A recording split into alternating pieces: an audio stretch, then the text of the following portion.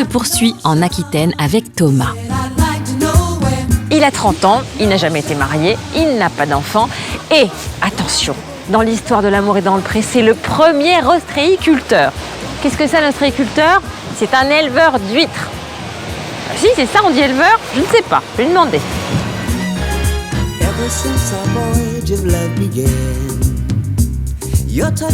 Ah bah, il n'y a pas de vent du tout dans cette région. On va faire Mary Poppins. Bonjour, toc toc. Allez. Oh là là. Bon bah, vous allez voir mes fesses. Hop, salut. Salut. Enchantée. Ça va? Ouais. Thomas? Oui, c'est ça. Karine? Bah oui. Enchanté, je suis content. Il me regarde de haut en bas. Bah oui. Bah ouais. Ça va, je corresponds à peu près à l'image que tu en avais. C'est ça, exactement. Bien. Je t'en prie, prends place. Très beau, très très beau. Oui, bien sûr. Malgré le vent, la grisaille et la pluie, le jour où nous sommes allés voir Thomas, c'était au mois d'août. Nous sommes sur son chaland, l'un des principaux outils de travail de l'ostréiculteur. Mais là, il y a des huîtres à cette période. On m'a dit que c'est que les mois ambreux. Oui, on consomme les huîtres généralement dans les mois en R, effectivement. Ouais. En fait, elles ont juste une période de reproduction qui est donc du mois de mai, juin, juillet, août. Ouais. Donc cette période-là, en fait, je m'occupe d'elles. Mais par contre, j'en vends plus. Voilà. Vas-y, démarre. Ouais, il faut que je... Ah, il faut que tu désamarres. Eh Ah, oui. bah vas-y. On peut faire des pauses dans la conversation, hein. Ouais. Bah oui, t'es un homme, je sais que tu fais pas mal de choses à la fois, va. Vas-y. Thomas est un jeune ostréiculteur. Il a repris l'exploitation familiale il y a seulement 3 ans. Un retour aux sources après avoir eu une autre vie professionnelle. C'est joli ici, hein, quand même. Hein. Moi, je reprends l'entreprise de mon père. Ça fait 3 ans. Et je faisais quoi avant? J'ai bourlingué, on va dire. J'ai fait plusieurs métiers. J'ai été brancardier. Ouais, bref. T'étais où? J'étais en Sarthe. Ah oui, là, ça n'a rien à voir. Ouais, bah, c'est mon compagnon de l'époque qui m'y emmené. Ton compagnon? Ouais. D'accord.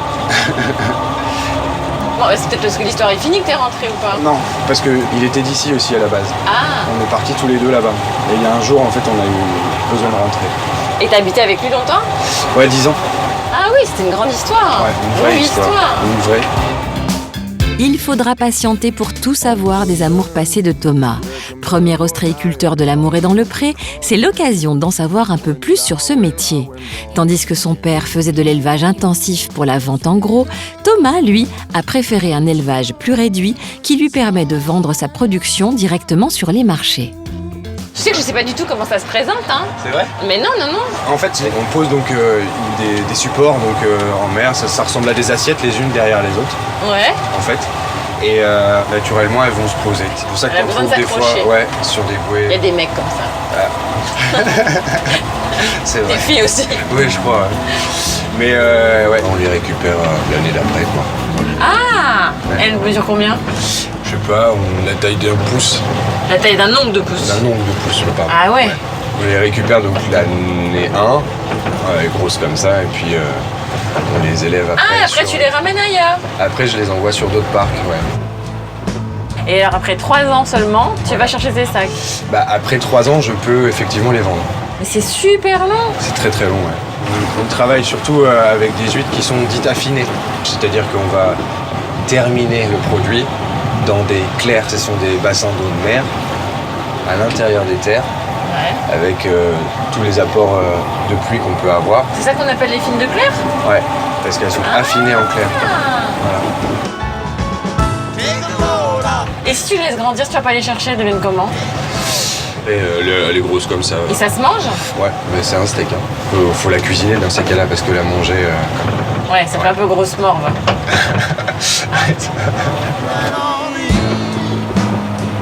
Alors les marchés, t'y vas quand? Je pars du vendredi au dimanche en fait. Tu reviens pas? Bah non. Et c'est pour Parce que ça tu vas livrer où? je vais aux alentours de 450 km. Donc tu dors où? À l'hôtel. Ça correspond à peu près, j'ai compté, ça fait 4 mois et demi hors de mon domicile. Oui, c'est beaucoup, oui. Ouais. L'été, tu pars pas sur les marchés, du Non, coup. non, du coup j'arrête. T'as des huîtres, là, pas loin de chez toi? Ouais, j'en ai Ah ramené. si, j'aimerais bien, moi ça m'intéresse. Tu sais que c'est la première fois qu'on a un ostréiculteur. Tu vas me faire un cours? Si tu veux, même pour les ouvrir, si tu veux, je peux t'aider. Moi, la technique que j'ai trouvée, c'est de le donner à faire à quelqu'un d'autre. vrai que Je ne suis plus jamais blessée. Comme vous l'avez certainement constaté, Thomas n'est pas très à l'aise avec la caméra. De nature assez réservée et pudique, il arrive, quand on le connaît un peu mieux, à se libérer.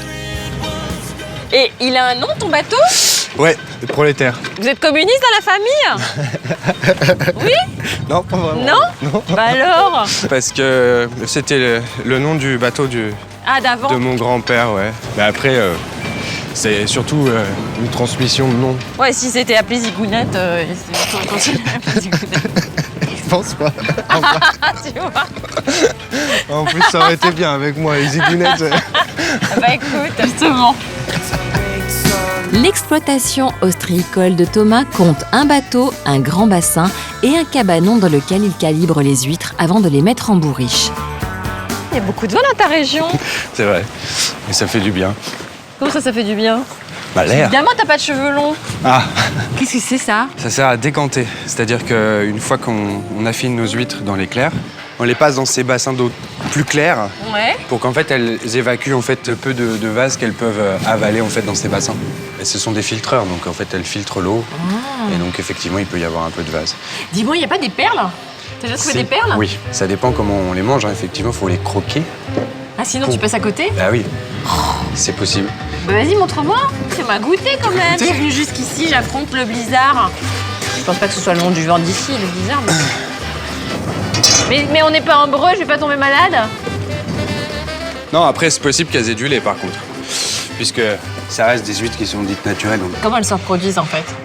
En fait, elles vont émettre des gamètes, mâles et femelles. Elles vont se rencontrer et puis un jour, il va falloir qu'elles se posent parce qu'elle est beaucoup trop lourde. C'est une coquille. Mais celles qui sont pleines de... qui sont soi-disant laiteuses, c'est plutôt des femelles. Ben non, parce qu'en fait, ça peut être mâle et femelle parce que ce sont des gamètes qui sont différentes après. L'ovule et le sperme, en fait, dans l'idée, c'est ça. Ah oui, je viens de me rendre compte. Ouais. Quand on mange des laiteuses. Ouais. Ah! Ouais, elles sont un sexe qui change en fait chaque année à peu près, ouais. C'est en fonction de la température, etc. Non. C'est un peu une science que je maîtrise pas tout à fait, mais en tout cas, je sais que c'est comme ça que ça fonctionne. Et tu les reconnais pas? Non, ça se voit pas. Non. Ah ouais. C'est bien, on apprend plein de trucs avec cette émission, c'est formidable.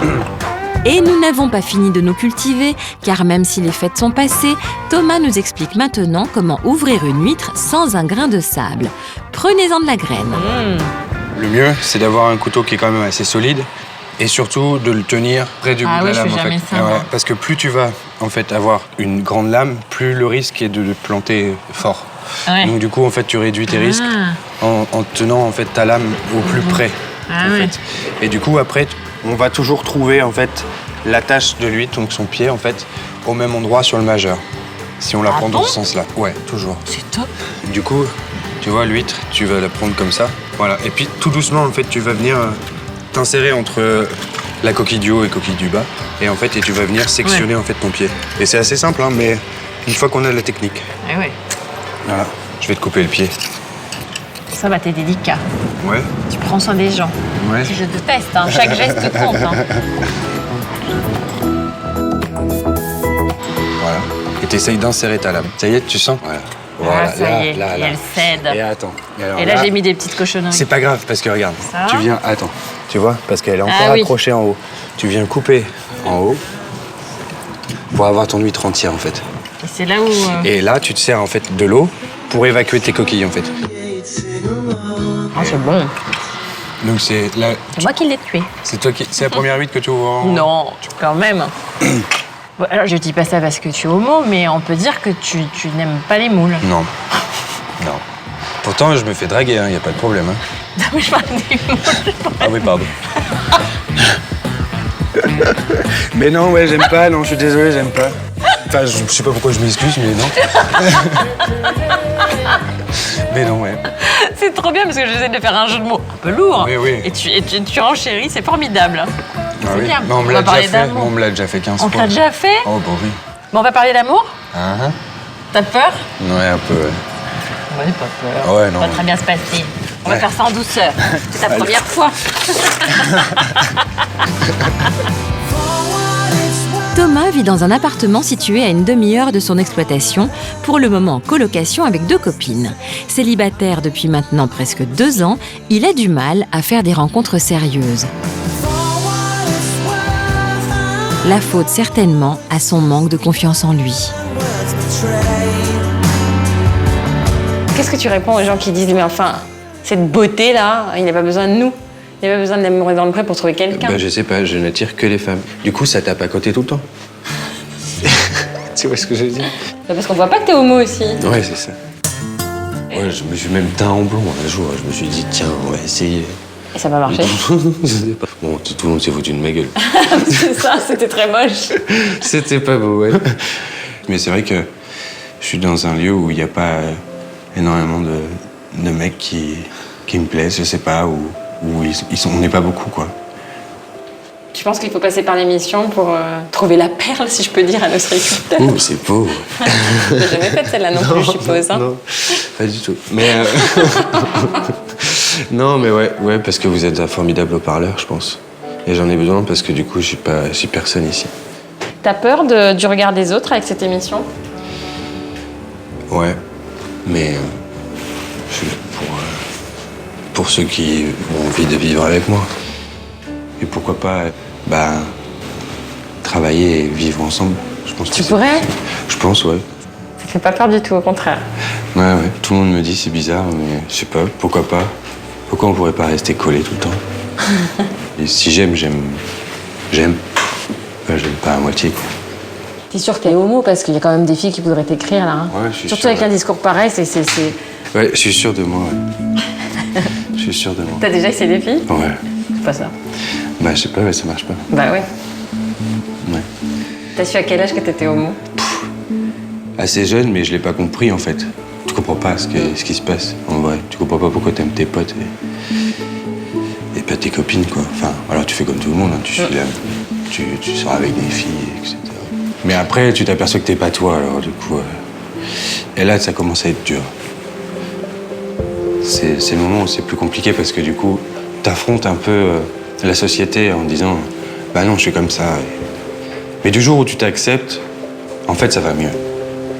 Où tu te dis bah, « De toute façon, j'ai pas d'autre choix que d'être moi-même. » Donc... Et alors, une fois qu'on s'accepte, faut l'annoncer. Ouais, c'est des choses pas évidentes à dire, surtout à ta famille qui ont pensé à autre chose pour toi, qui ont imaginé une autre voie, forcément. Naturellement, en fait. Ouais. Après, j'ai pas eu de vraies difficultés avec mes parents parce qu'ils ont quand même été assez cool avec ça, quoi. Ils ont été perdus comme moi je l'ai été et du coup, il fallait leur laisser du temps. Je pense que tant que je suis heureux, ça leur convient. L'idéal de Thomas serait de rencontrer un homme qui travaille avec lui.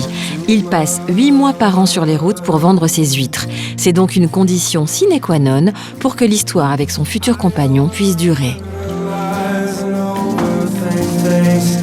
Si demain, il y a un garçon qui t'écrit qui peut clairement pas te suivre, Ouais. ça va poser problème. Ouais, c'est compliqué, quoi. Ah bah là, on va sélectionner d'un coup, là. Ah là, oui. Alors là, tu vois, Là, au on niveau est du lag. volant plus loin, là, ça c'est bon. On est lag. Ah, c'est très bien. Faut avoir un peu un instinct. Faut que tu l'aimes, quoi. Faut que tu la connaisses. La mère. Mm. Bien. Et plutôt de quelqu'un de calme, équilibré. T'es pas calme? Je suis un faux calme, je pense. Ouais. Ah oui. Ouais. Elle aurait pas dit. Non. Équilibré. Mais qui a un grain de folie aussi. Histoire qu'il soit un peu artiste ou un peu créatif, quoi. Puis Qui travailleur, attends. Oui, qui bosse, quoi. Qui bosse vraiment, quoi. Et qui se lève, quoi. On sent le truc, on sent l'expérience du mec qui se lève pas. Ouais, c'est pénible. Ah oui. On m'avait dit qu'il faut pas se coucher trop tard quand on se lève tôt. C'est vrai. Voilà. Quelqu'un de sociable, Oui, évidemment. faire les marchés. C'est ça. Et puis quelqu'un de fort et de costaud pour la production. Parce que c'est physiquement difficile. Un gars un peu viril. Tu fais viril, toi? Ouais, je pense. Enfin, j'espère, en tout cas. Ouais. Ouais. Ouais, ne doute pas.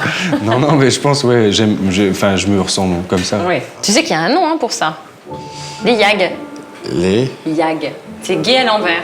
C'est des gays qui se reconnaissent pas dans tout ce qui est la culture gay. Ouais. Neil Farmer, Ouais, voilà. Madonna, Dalida, tout ça. En inverse, ça s'appelle les YAG. Ah ouais, je savais pas. Voilà. Merci. Ah bah tu vois, je t'aurais appris un truc. Oui, bah oui. Ils n'ont pas de mèche. Pas de décoloration massive. Non. Non. Bah non. Plutôt quelqu'un de naturel. Tu mesures combien? 1m81. Voilà, donc à peu près ta corpulence. Ouais. Trop grand après, je sais pas. Bon, après, je m'en fous à la limite, tu vois. Je m'en fous, faut qu'il ait une gueule, quoi. Je sais pas, oui. Un truc qui quand tu le vois, ça... Ouais, ça fout. Enfin, ça... Passe un truc, quoi. Mais une belle gueule de mec, quoi. Je sais pas. T'accordes donc de l'importance au physique. Ouais, bah oui, c'est normal. Tu veux un homme de quel âge? Mon âge aussi, ouais. 30 ans. Plus jeunes, ils sont chiants. Ils savent pas ce qu'ils veulent. Plus vieux... Bah 28-35. 28, allez, 35, ouais, mais... Oui. Bon, qu'est-ce qu'on peut te souhaiter alors, Thomas? Que tout aille bien, que ce soit beau et chouette à vivre. Tu sais que chaque année, on a des agriculteurs qui se font draguer directement chez eux et qui pensent que l'amour est là et qui arrêtent l'émission. Donc j'incite vraiment pour dire que tous les hommes qui ont arrêté l'émission, soi-disant par amour, avec quelqu'un qui ne voulait pas passer à la télé, bah la personne qui ne voulait pas passer à la télé, il y avait une bonne raison qu'elle n'y passe pas. Et il n'y en a pas un qui est resté en couple avec cette personne. Donc voilà, vu que quand même en 13 ans, on n'a pas eu un exemple, je me permets de vous alerter. C'est super important que tu ailles jusqu'au bout de l'aventure, pour pas que tu prennes la place de quelqu'un d'autre qui était sincère et qui avait vraiment besoin de nous. On est d'accord. Merci Thomas. Bah, salut Karine. À Bon, bientôt. mais on t'aidera hein, si tu as besoin. Ah bon. Moi, je te rappellerai tes critères, hein, t'inquiète. Hein. Ça marche, pas de soucis. Pour écrire au beau Thomas, qui cherche sa perle rare, l'adresse est la suivante, L'amour est dans le pré, TSA 21 234 75 070, Paris CEDEX 02. Vous pouvez aussi préférer le mail, accompagné de photos récentes évidemment, sur le site internet Sisplay.